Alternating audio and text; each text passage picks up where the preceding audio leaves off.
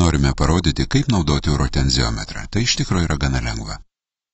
Šis mažas vamzdelis sukelia žmonėms žymiai daugiau problemų nei bet kas kita.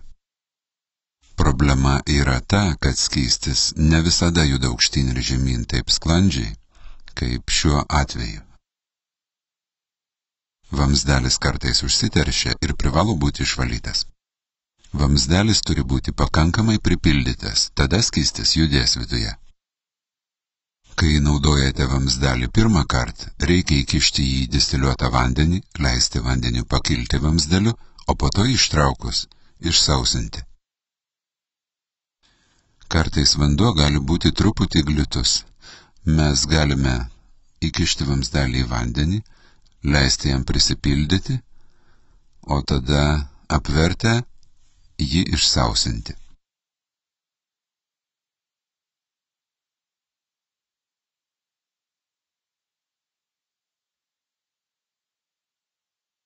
Galime netgi atvirkščiai apvertę vamzdelį pripildyti, o po to išsausinti. Apversti. O po to išsausinti.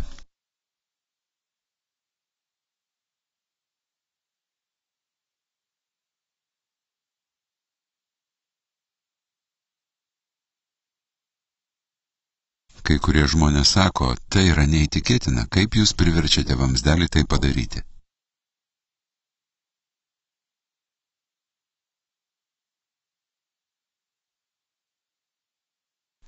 Pirmas dalykas tai yra aukštos kokybės vamzdeliai. Preciziškai išgręžtos kiaurimės rodo 74 su distiliuotu vandeniu.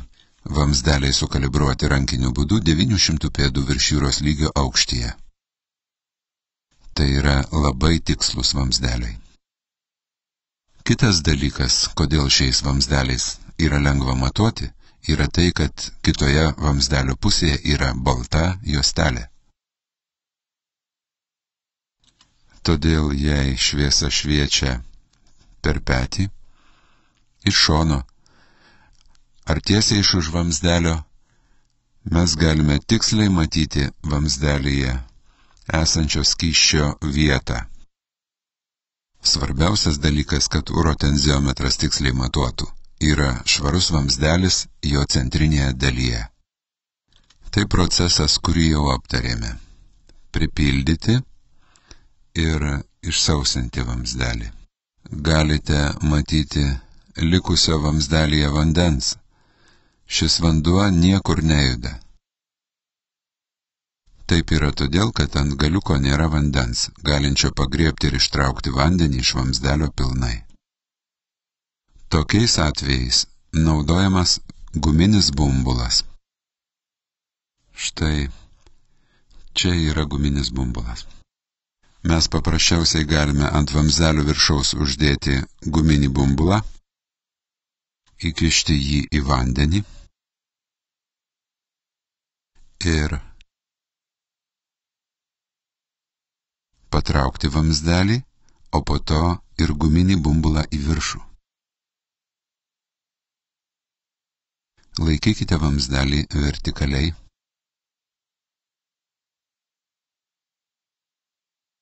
Taip vamzdelis prisipildo vandens ir galime jau įprastiniu būdu jį ištuštinti.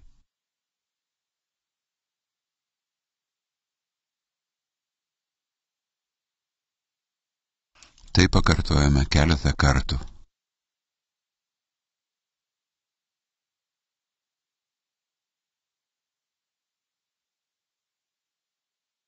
Dabar vamzdelis yra idealiai švarus. Vamzdelio švarumas yra labai svarbus dalykas. Nes tik tada, kai vamzdelis bus švarus, vanduo jame tinkamai judės. Kartais, kai vamzdelis užsiteršia, galite pamatyti oro burbuliukus vamzdelio viduje arba bus rodomas mažos paviršiaus tempimo reikšmės, nes tam tikri aktyvūs paviršiaus komponentai stringa prie sienelės. Jie privalo būti pašalinti. Kaip mes išvalome vamzdelį? Imame mėgintuvėlį, kuriame yra truputis sieros rūgšties.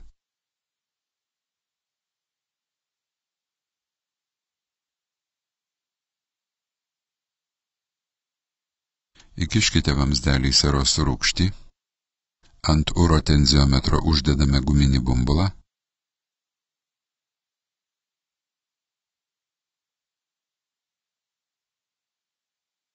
Įkišame jį į sieros rūgštį. Tada švelniai patraukiame guminį bumbulą į viršų.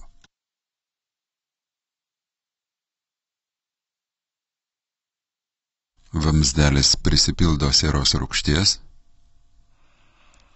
ir leiskime jai ten pabūti apie 30 minučių.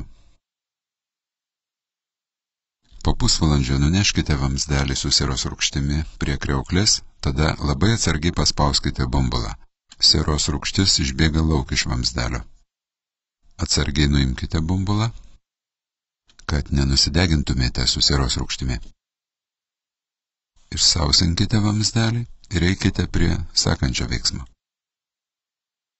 Kartais vamzdelis tampa itin nešvarus, todėl būtina naudoti tada super stiklo valiklį.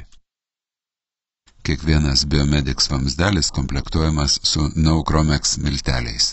Tai yra labai stiprus valiklis.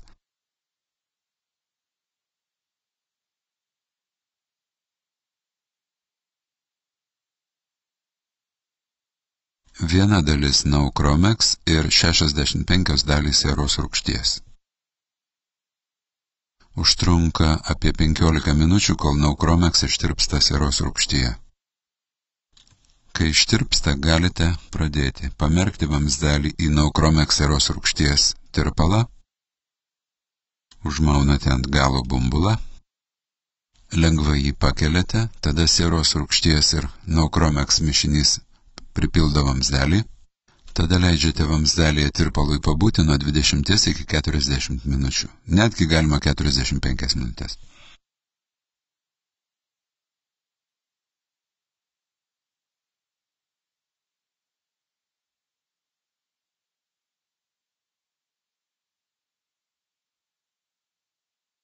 Kai sieros rūgštis būna vamzdelėje be Nauchromex, ji tampa juoda.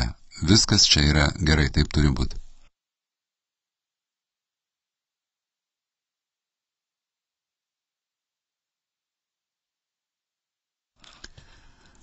Grynos sieros rūgšties galima nusipirkti akumuliatorių parduotuvėse.